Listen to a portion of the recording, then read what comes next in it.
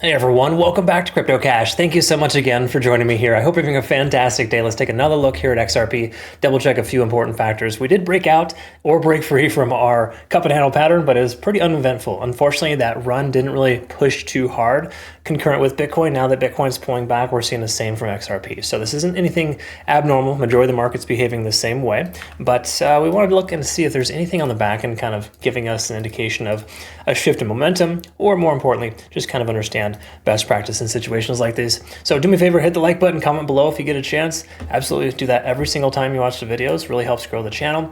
And then obviously, join us over on Twitter, Telegram, or Discord, or my private community. I have a Trading Academy community and Signals group linked down below for that. So taking a look here at XRP, simple way to understand it is that 220 locally is that support and 235 is that resistance. Keep in mind, liquidation occurs at those key levels in most cases. That's why you see sweeps of those levels, just based on the fact that there's a retest of that range.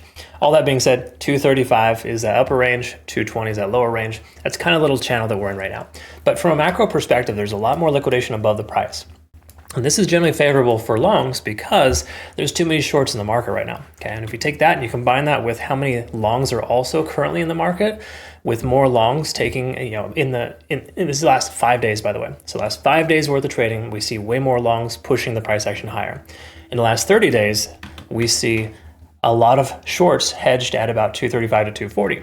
They're likely to get swept here. So this is basically a good sign for the longs, right? Same thing as well here with open interest rather. 220, 225, and 228 are those three areas of open interest. Heavy concentrations of either support or resistance, depending on which side we're on. Now, taking a look at the daily time frame, let's see if there's any shift in momentum here.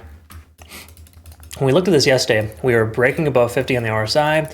Looks like we're maintaining above that for the moment over our moving average and stochastic swinging up. So from a macro perspective, we're still in very good shape. Okay.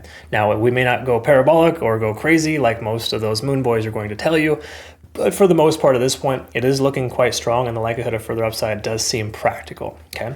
Now, when it comes to the 4-hour time frame, as a transitionary time frame kind of helps us understand where we're at. We're still kind of stuck under this 200-day SMA and the local point of control roughly of 235. Okay. So depending on how far out you zoom, we see the most amount of volume above the price between 235 and 240. Okay. So it's going to be a tough resistance for us. We're going to need to see consistent volume in order to break through that.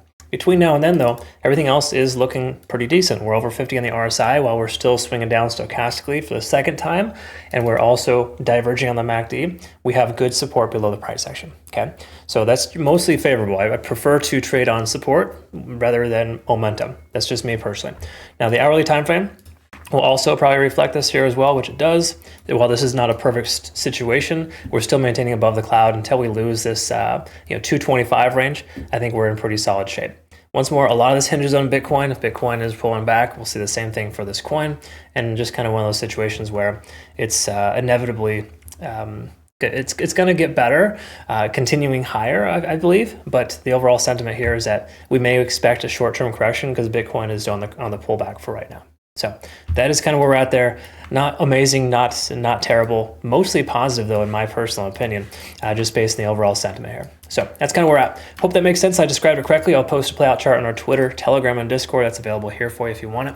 And obviously make sure you join us over at Bitunix, link down below. Awesome exchange with some extra benefits right now. No KYC or VPN required too. Check them out. You'll get monthly promotional bonuses through my link. Have a good rest of your day. We'll see you soon.